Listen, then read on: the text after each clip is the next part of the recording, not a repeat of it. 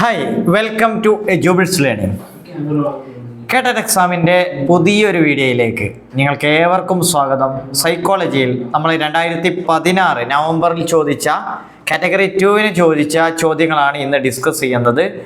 നിങ്ങൾ എന്ത് ചെയ്യുക, ക്വസ്റ്റ്യൻ ഞാൻ വായിക്കുന്ന സമയത്ത് ഒന്ന് മനസ്സിരുത്തി നോക്കുക. എന്നിട്ട് നിങ്ങൾക്ക് ഏത് ഓപ്ഷൻസാണ് കത്തുന്നത് അതൊന്ന് നോക്കുക. എന്നിട്ട് നമ്മൾ ആൻസർ പറയുന്ന സമയത്ത് മനസ്സിലാക്കാമല്ലോ. അങ്ങനെ നമ്മൾ എത്ര ക്വസ്റ്റ്യൻ പറയുന്നോ ആ ക്വസ്റ്റ്യൻസിൻ്റെ ഓപ്ഷൻസ് ഒക്കെ ഒന്ന് നേരത്തെ എഴുതി നോക്കുക. എന്നിട്ട് ലാസ്റ്റ് ഒന്ന് കാൽക്കുലേറ്റ് ചെയ്ത് നോക്കൂ എത്ര ക്വസ്റ്റ്യൻസ് നിങ്ങൾക്ക് ശരിയാക്കാൻ പറ്റിയിട്ടുണ്ട്. തീർച്ചയായും നമുക്ക് എന്ത് ചെയ്യാം, ആദ്യത്തെ ക്വസ്റ്റ്യനിലേക്ക് പോവാം. ഇത് നമ്മൾ പറഞ്ഞു, ഇതിൻ്റെ ആദ്യത്തെ ഭാഗം മുമ്പത്തെ വീഡിയോയിൽ പറഞ്ഞിട്ടുണ്ട്. ബാക്കിയുള്ളതാണ് നമ്മൾ ഇവിടെ ഡിസ്കസ് ചെയ്യുന്നത്. ഫസ്റ്റ് ക്വസ്റ്റ്യൻ നോക്കൂ. താഴെ കൊടുത്തിരിക്കുന്നവയിൽ ഒരു വികാസ തത്വമല്ലാത്തത്, അതായത് പ്രിൻസിപ്പിൾ ഓഫ് ഡെവലപ്മെന്റ് അല്ലാത്തത് ഏത്? ഫസ്റ്റ് വൺ, വികാസം ഒരു തുടർ പ്രക്രിയയാണ്. It is A continuous process. വിവിധ മേഖലകളുടെ വികാസം വ്യത്യസ്ത തോതിലായിരിക്കും. വ്യത്യസ്ത തോതിൽ എന്ന് പറഞ്ഞാൽ different areas develop at different rates. അതാണ് ശരിയല്ലേ? വിവിധ റേറ്റുകളിലായിരിക്കും ഓരോ ഏരിയയിലുള്ള ഡെവലപ്മെൻറ്റ് ഉണ്ടാവുക. അതുപോലെ തന്നെ ഡെവലപ്മെൻറ്റ് കണ്ടിന്യൂസ് ആയ പ്രോസസ്സാണ്. There are individual differences in development. ഓരോ വ്യക്തികളിലും വ്യത്യസ്തമായ രീതിയിലാണ് ഡെവലപ്മെൻറ്റ് നടക്കുന്നത്. ഇൻഡിവിജ്വൽ ഡിഫറൻസ് ഉണ്ട്. തീർച്ചയായും അതും ശരിയാണ്. ഡെവലപ്മെൻറ്റ് അപ്പോൾ 3 ശരിയാകുമ്പോൾ അല്ലാത്തത് ഏതാണ്? അത് നമുക്കത് അറിയില്ലെങ്കിലും ശരിയാണ്. Development is abstract. ഇവിടെ നമുക്ക് വികാസ തത്വങ്ങളിൽ പെടാത്തൊരു കാര്യമാണ്, അബ്സ്ട്രാക്റ്റ് ആണ് എന്ന് പറയുന്ന ഒരു കാര്യം. ഓക്കെ, പിന്നെ നമുക്കറിയാം ഡെവലപ്മെൻറ്റ്, ഒരാളിൽ ഡെവലപ്മെൻറ്റ് ഉണ്ടായത് എങ്ങനെയാണെന്നൊക്കെ ഒബ്സർവബിൾ ആയ അല്ലേ, കോൺക്രീറ്റ് ആയ കാര്യങ്ങൾ ഒബ്സർവ് ചെയ്തിട്ടാണ് നമ്മൾ എന്ത് ചെയ്യുന്നത്, ഡെവലപ്മെൻറ്റ് മനസ്സിലാക്കുന്നത്. ഓക്കെ, ഗ്രോത്ത്, ഡെവലപ്മെൻറ്റ്, ഇതൊക്കെ നമുക്കറിയില്ല. ഗ്രോത്ത് എങ്ങനെയാണ്, ഡെവലപ്മെൻറ്റ് എങ്ങനെയാണ്. ഗ്രോത്തിനേക്കാൾ അല്ലേ കുറച്ചുകൂടി ഗ്രോത്ത്, നമ്മുടെ ശരീര വളർച്ചയൊക്കെ ഗ്രോത്തിലാണ് നമ്മൾ ഉൾപ്പെടുത്തുക. അതേ സമയത്ത് ഫ്രം എവിടെ മുതലാണ് നമ്മുടെ ഡെവലപ്മെൻറ്റ് ആരംഭിക്കുന്നത്? ഫ്രം ബർത്താണോ ബിഫോർ ബർത്താണോ അല്ലേ? ബർത്തിനേക്കാൾ മുമ്പ് ആരംഭിക്കുന്നു. നമ്മളെ എൻഡ് വരെ നമുക്ക് എന്ത് ചെയ്യുന്ന ഡെവലപ്മെന്റ് ഉണ്ട്. അതേസമയത്ത് ഗ്രോത്ത് മെച്യൂരിറ്റി എത്തുന്ന സമയത്തോളം ഗ്രോത്ത് ഉണ്ടാവുന്നുള്ളൂ. അപ്പോൾ ഈ വ്യത്യാസങ്ങളൊക്കെ നിങ്ങൾ മനസ്സിലാക്കുക. അടുത്ത ക്വസ്റ്റ്യൻ, അപ്പോൾ നമ്മൾ ഇതിൻ്റെ ഓപ്ഷൻസ് പറയാണ്. Option D is the correct answer. Next question, ഗിൽഫോർഡിൻ്റെ ബുദ്ധിഘടനാ സിദ്ധാന്തം അനുസരിച്ച് ബുദ്ധിയുടെ ഘടനാപരമായ മൂന്ന് മാനദണ്ഡങ്ങൾ ഏതൊക്കെ?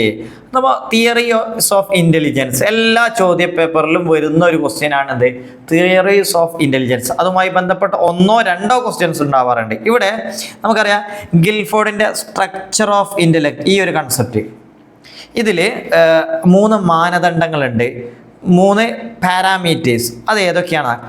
Content, assessment, product, operation, assessment. Content, product, operation, product, assessment. ഏതായിരിക്കും? ഇതിൽ 3 എണ്ണാണ് അതിൽ വരുന്നത്. ഇപ്പോൾ കോണ്ടന്റ്, ഈ അസസ്മെൻറ്റ് എന്നുള്ളത് വരുന്നില്ല. അസസ്മെൻറ്റ് അതിലുള്ള ഒരു പാരാമീറ്റർ അല്ല. രണ്ടാമത്തേൽ നോക്കൂ, പ്രൊഡക്റ്റ്, ഓപ്പറേഷൻ, അസസ്മെൻറ്റ്. ഇവിടെ അസസ്മെൻറ്റ് വന്നു, അതും നമുക്ക് എന്ത് ചെയ്യാൻ പറ്റും, ഒഴിവാക്കാം. മൂന്നാമത്തെ നോക്കൂ, കോണ്ടന്റ്, പ്രൊഡക്റ്റ്, ഓപ്പറേഷൻ. അപ്പോൾ ഇവിടെ 4ാമത്തേലും അസസ്മെൻ്റ് ഉണ്ട്. സ്വാഭാവികമായിട്ട് ഇവിടുത്തെ ആൻസർ ഓപ്ഷൻ സി.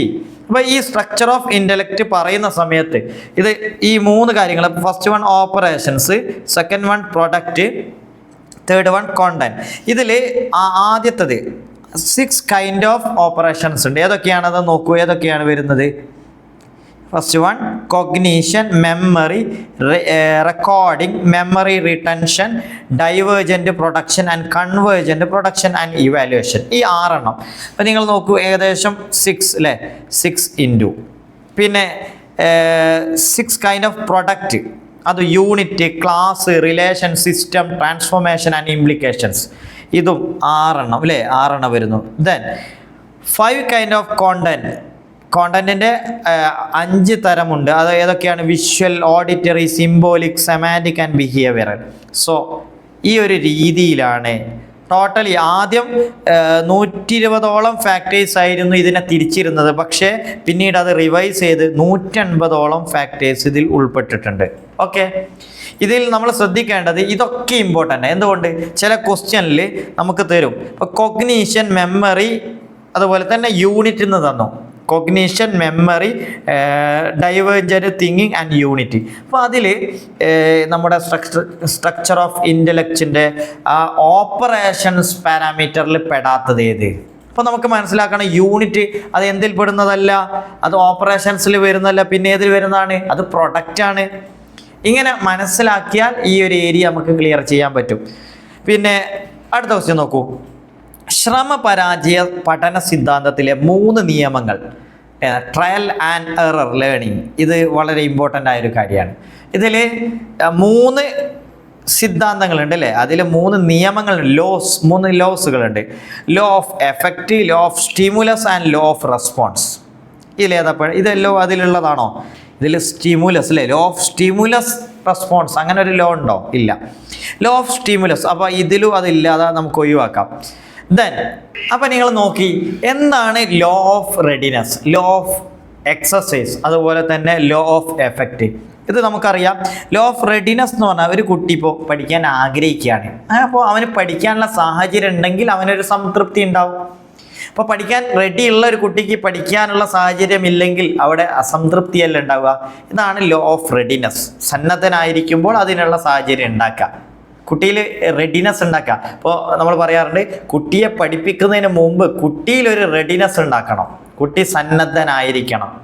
സന്നദ്ധനല്ലാതിരിക്കുമ്പോൾ എത്രയായിട്ടും നമ്മൾ പഠിപ്പിച്ചിട്ട് കാര്യമില്ല. അതാണ് ഇതിൽ നിന്ന് ആദ്യം വരുന്നത്. രണ്ടാമത് ലോ ഓഫ് എക്സസൈസ്. ഇത് നമ്മുടെ പഠനത്തിലുള്ള റിപ്പീറ്റേഷൻ്റെ ആവശ്യകതയാണ്. ഇപ്പോൾ ഉദാഹരണത്തിന് കുട്ടിയിലുണ്ടാകുന്ന റെസ്പോൺസ് അത് എത്ര തവണ റിപ്പീറ്റ് ചെയ്യുന്നതോ ആ കണക്ഷൻസിൻ്റെ അത് അല്ലെങ്കിൽ സ്റ്റിമുലസ് റെസ്പോൺസ് തമ്മിലുള്ള ബന്ധം ഊട്ടിയുറപ്പിക്കാൻ സാധിക്കും. അതുപോലെ ലോ ഓഫ് എഫക്റ്റ്, ഇതിൻ്റെ ഫലപ്രാപ്തി അല്ലേ, ഫലം അവിടെ ഒരു നല്ലൊരു റിസൾട്ട് ഉണ്ടാവുക അല്ലെങ്കിൽ സംതൃപ്തിജനകരമായ ഒരു റിസൾട്ട് ഉണ്ടാകുമ്പോഴാണ് എന്ത് ചെയ്യുന്നത്, ഈ സ്റ്റിമുലസ് റെസ്പോൺസ് ബന്ധം ശക്തിപ്പെടുന്നത്. ഓക്കെ, ഏതായാലും നമുക്കത് വിശദീകരിച്ച് തന്നെ പറയാം. അടുത്ത ക്വസ്റ്റ്യൻ നോക്കൂ. വ്യത്യസ്ത സാഹചര്യങ്ങളിൽ നിന്ന് വരുന്ന കുട്ടികളുമായി ടീച്ചർക്ക് ഏറ്റവും ഫലപ്രദമായി ഇടപെടാൻ അനുയോജ്യമായത് താഴെ കൊടുത്തിരിക്കുന്നതിൽ ഏതു തന്ത്രമാണ്? അതായത് കുട്ടികൾ എന്ത് ചെയ്യും, ഡിഫറെൻ്റ് ഡൈവേഴ്സ് ബാക്ക്ഗ്രൗണ്ട് അല്ലേ, പല രീതിയിലുള്ള കുട്ടികളുണ്ടാവും. അപ്പോൾ ഈ ബാക്ക്ഗ്രൗണ്ടിൽ നിന്നൊക്കെ വരുന്ന കുട്ടികളോട് ഫലപ്രദമായി ഇടപെടാൻ ടീച്ചർക്ക് ഏത് തന്ത്രമാണ് ഉപയോഗിക്കാൻ പറ്റാവുന്നത്? അപ്പം മത്സരത്തിന് പകരം സഹകരണത്തിന് ഊന്നൽ നൽകുക. ഇവർക്കിടയിൽ ഒരു കോമ്പറ്റീഷന് പകരം ഒരു കോപ്പറേഷന് അല്ലേ അവസരം കൊടുക്കാം. 2, കുട്ടികൾക്ക് ഗ്രൂപ്പ് പ്രവർത്തനത്തിന് പകരം സ്വന്തം നിലയിൽ പഠിക്കാൻ അവസരം നൽകുക. 3, കുട്ടികളോടും രക്ഷിതാക്കളോടും സൗഹൃദം സ്ഥാപിക്കുക. ടീച്ചറുടെ നേട്ടങ്ങളെക്കുറിച്ച് പുകഴ്ത്തി പറയുക. ഇതിൽ നോക്കൂ, ഇവിടെ ഏറ്റവും ആപ്റ്റ് ആയിട്ടുള്ളൊരു ആൻസർ ഏതാ? അപ്പോൾ കുട്ടികൾക്ക് സ്വന്തം നിലയിൽ പഠിക്കാൻ അവസരം കൊടുത്താൽ ചിലപ്പോൾ അത് നടക്കുമോ? അതായത് ഈ കുട്ടികൾക്കിടയിൽ ഒരു കോപ്പറേഷൻ ഉണ്ടാക്കണ്ടേ? ഒരു ക്ലാസ്സിൽ ഒറ്റ കുട്ടിയല്ല ഉണ്ടാവുക. അപ്പോൾ സ്വാഭാവികമായിട്ട് ഈ ഡൈവേഴ്സ് ബാക്ക്ഗ്രൗണ്ടിൽ വരുന്ന കുട്ടികളെ നമുക്ക് എന്ത് ചെയ്യണം, കോപ്പറേഷൻ ഉണ്ടാക്കണം. അപ്പോൾ അവിടെ മത്സരത്തിന് പകരം കോപ്പറേഷൻ തന്നെ ഉണ്ടാക്കണം. അതാണ് ശരിയായ ആൻസർ. ഇനി മറ്റുള്ള ഓപ്ഷൻ നോക്കൂ. 2 നമ്മൾ പറഞ്ഞു, കുട്ടികളോടും രക്ഷിതാക്കളോടും സൗഹൃദം സ്ഥാപിക്കാതിരിക്കുക എന്നല്ലേ. സ്ഥാപിക്കുകയാണെങ്കിൽ പിന്നെ ശരിയാവുമായിരുന്നു. ടീച്ചറുടെ നേട്ടങ്ങളെക്കുറിച്ച് പുകഴ്ത്തി പറയാം. അതും എന്തല്ല, ഇതിന് യോജിച്ച ഒരു ആൻസർ അല്ല. സോ ഫസ്റ്റ് അല്ലേ, A is the correct answer. Next നോക്കൂ. കുട്ടികളുടെ വളർച്ചയെയും വികാസത്തെയും സംബന്ധിച്ച നിഗമനങ്ങളിൽ എത്തിച്ചേരാൻ താഴെ കൊടുത്തിരിക്കുന്നവയിൽ ഏത് ഉപയോഗിക്കും? അപ്പോൾ കുട്ടിയുടെ എന്ത് ചെയ്യണം, learning and development of students, ആ ഒരു നിഗമനത്തിൽ എത്തിച്ചേരാൻ നമ്മൾ എന്താ, അസസ്മെൻ്റ് ആണോ, ഇവാലുവേഷൻ ആണോ, ഡയഗ്നോസിസ് ആണോ, ഓൾ ഓഫ് ദ എബോവ്? അപ്പോൾ നിങ്ങൾക്ക് ഓൾ ഓഫ് ദ എബോവ് എന്നുള്ളൊരു ഓപ്ഷൻസ് ഉണ്ട്. അപ്പോൾ എല്ലാം പറ്റുകയാണെങ്കിൽ അത് ശരിയായിട്ട് നമുക്കത് എടുക്കാം. അസസ്മെൻറ്റ് വേണം, ഇവാലുവേഷൻ വേണം കുട്ടിയിൽ, ഡയഗ്നോസിസ്, ചിലപ്പോൾ ഡയഗ്നോസിസ് നടത്തണം, റെമഡിയൽ മെഷേഴ്സ് കൊടുക്കണം. So the answer is option D is the correct answer. Next നോക്കൂ. എബ്രഹാം മാസ്ലോയുടെ ആവശ്യ ശ്രേണിയിൽ, ഇതൊരു പോയിന്റ് ആട്ടോ, നമ്മൾ മാസ്ലോയെ കുറിച്ച് പഠിക്കണം. അതുപോലെ തന്നെ അദ്ദേഹത്തിൻ്റെ ഹയറാർക്കി ഓഫ് നീഡ്സ്, അതും ഇമ്പോർട്ടൻ്റ് ആണ്. അതിൽ ഒരു വ്യക്തിക്ക് സാക്ഷാത്കരിക്കാവുന്ന ഉയർന്ന ആവശ്യം, ഏറ്റവും ഹയസ്റ്റ് ലെവൽ ഏതാണെന്നാണ് ചോദിക്കുന്നത്.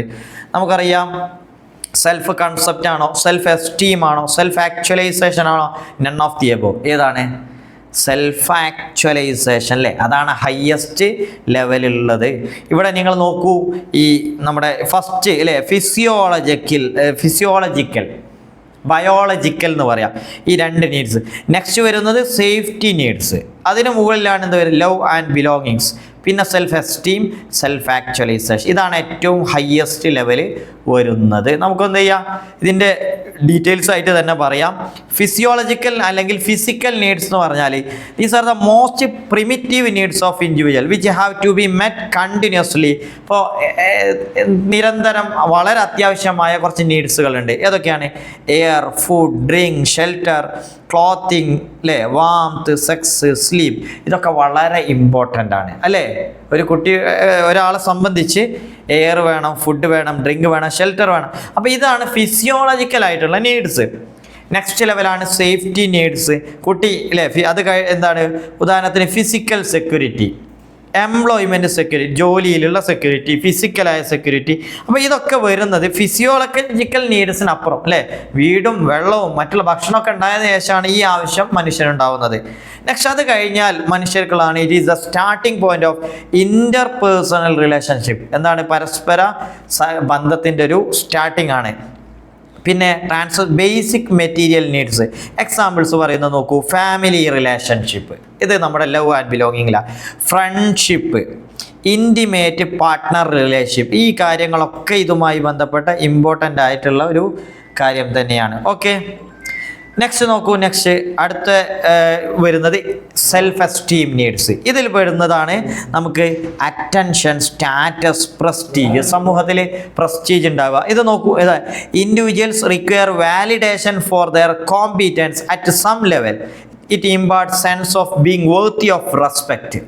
സമൂഹത്തിൽ ഒരു റെസ്പെക്റ്റ് ഉണ്ടാവുക എന്ന തോന്നലുണ്ടാക്കുന്നതായ അറ്റൻഷൻ, സ്റ്റാറ്റസ്, നമ്മുടെ സ്റ്റാറ്റസിനെ ബാധിക്കുന്ന കാര്യങ്ങളൊക്കെ ആ ഒരു നീഡ്സിലാണ് വരുന്നത്. നെക്സ്റ്റ് ഏറ്റവും ടോപ്പിലാണ് വരുന്നത് സെൽഫ് ആക്ച്വലൈസേഷൻ എന്ന് പറഞ്ഞാൽ meeting one's potential and harnessing the ability to reach such potential. ഒരു പൊട്ടൻഷ്യൽ ലെവലിലേക്ക് എത്താവുന്ന കാര്യങ്ങളാണ് കേട്ടോ. Highest needs to be met after fulfilling the other need. അപ്പം മറ്റുള്ള നീഡ്സൊക്കെ ഫുൾഫിൽ ചെയ്ത് കഴിഞ്ഞാൽ മനുഷ്യൻ അല്ല ഒരാളെത്തുന്നതാണ് ഇത് സെൽഫ് ആക്ച്വലൈസേഷനിലേക്ക്. Pursuing goals leading to personal fulfil. അതായത് ഇപ്പോൾ ലൈഫിലൊക്കെ ഉണ്ടാകുമല്ലോ, ഒരാൾ കുട്ടിയായി വളർന്നു, ജോലി ലഭിച്ചു, നല്ലൊരു കുടുംബമായി, അങ്ങനെ ഒരുപാട് ഇങ്ങനെയുള്ള ആഗ്രഹങ്ങളൊക്കെ കഴിയുന്ന സമയത്ത് അയാൾക്ക് ഉണ്ടാവുന്ന ഒരു കാര്യമാണ് സെൽഫ് ആക്ച്വൽ, സ്വയം ഒരു എന്താ പറയുക സാക്ഷാത്കാരം ഉണ്ടാവുക. ഓക്കെ, നെക്സ്റ്റ് ക്വസ്റ്റ്യൻ നോക്കൂ. താഴെ കൊടുത്തിരിക്കുന്ന ഏതുമായാണ് സാമീപ്യ നിയമം, സദൃശ്യ നിയമം, പൂർത്തീകരിക്കൽ നിയമം എന്നിവയുമായി ബന്ധപ്പെട്ടത്? ഇനി ഇംഗ്ലീഷും കൂടി നോക്കാം. Laws of proximity, laws of similarity and law of closure. ഇത് എന്തുമായി ബന്ധപ്പെട്ടതാണ്? അത് നമ്മുടെ കൺസ്ട്രക്റ്റിവിസവുമായി ബന്ധപ്പെട്ടതാണോ? നിർമ്മിതിവാദം, അതല്ലെങ്കിൽ ഗസ്റ്റാൾട്ട് സൈക്കോളജി അല്ലേ, ഗസ്റ്റാൾട്ട് സൈക്കോളജിയായി ബന്ധപ്പെട്ടതാണോ? തിയറി ഓഫ് സൈക്കോ അനാലിസിസ് ആണോ? ബിഹേവിയറിസം ആണോ? ഏതായിരിക്കും? നമുക്കറിയാം ഇത് ഗസ്റ്റാൾട്ട് സൈക്കോളജിയുമായി ബന്ധപ്പെട്ട തിയറിയാണ് അല്ലേ. സാമീപ്യ നിയമം, സാമീപ്യമുള്ള വസ്തുക്കൾ നമുക്ക് ഒന്നായിട്ട് തോന്നുന്നു. നമ്മൾ നേരത്തെ പറഞ്ഞിട്ടുണ്ട് കഴിഞ്ഞ വീഡിയോയിൽ. അതുപോലെ സിമിലാരിറ്റി, സിമിലറായ വസ്തുക്കൾ, അതായത് തുല്യമായ സദൃശ്യമായ വസ്തുക്കൾ ഒന്നാണെന്ന് തോന്നുന്ന ഒരു അല്ലേ.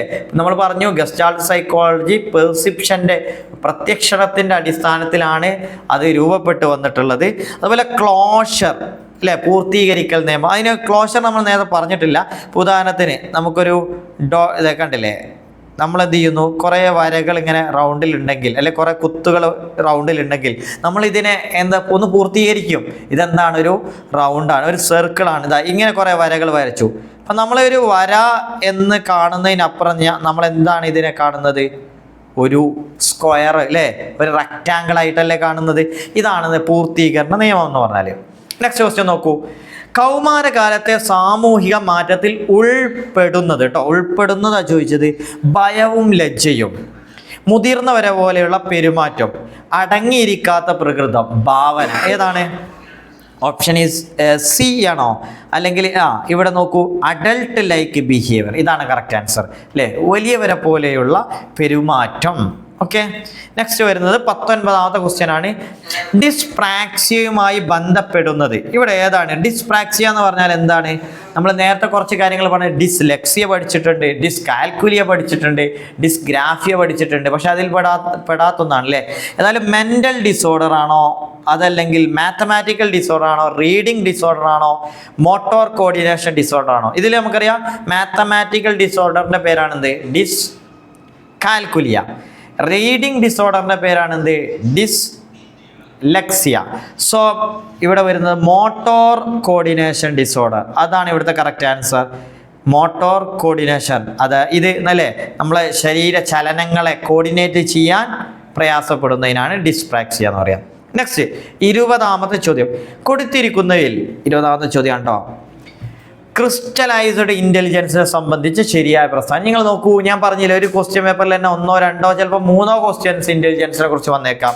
ഇവിടെ ഇൻ്റലിജൻസിനെ കുറിച്ച് മറ്റൊരു ചോദ്യമാണ്. Which of the following statement is true regarding crystallised intelligence? Crystallised intelligence അല്ലേ, ഒരു വ്യക്തിയുടെ ജീവിതാനുഭവങ്ങളെ ആശ്രയിച്ച് it depends on the experience of A person. അതാണ് ഓപ്ഷൻ. അടുത്ത നോക്കൂ, it develops through biological evolution. ഒരു ജീവശാസ്ത്രപരമായ പരിണാമത്തിലൂടെ രൂപപ്പെടുന്നതാണ് ക്രിസ്റ്റലൈസ്ഡ്.